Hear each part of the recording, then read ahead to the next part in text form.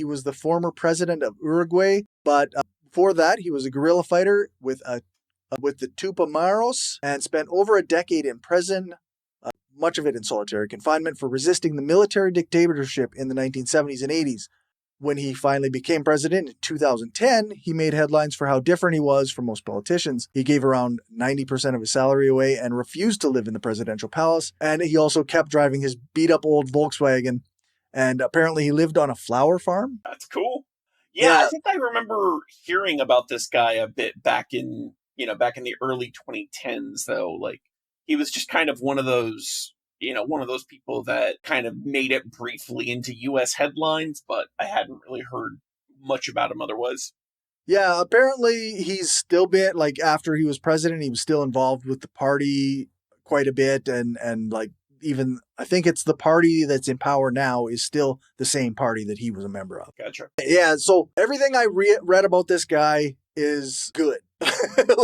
like he's Yeah. exactly what you expect like you would hope politicians would actually be. Yeah, absolutely.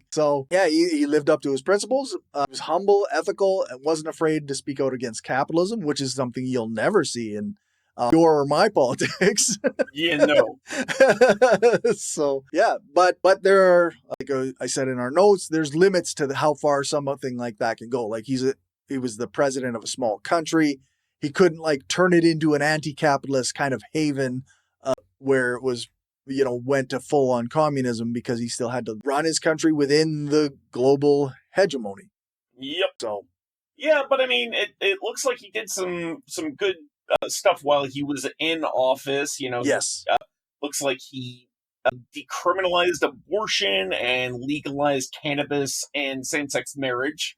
yep, So, for a South American country, the majority of which tend to be pretty heavily Catholic or otherwise religious, they tend to not be so great on things like same-sex marriage and abortion.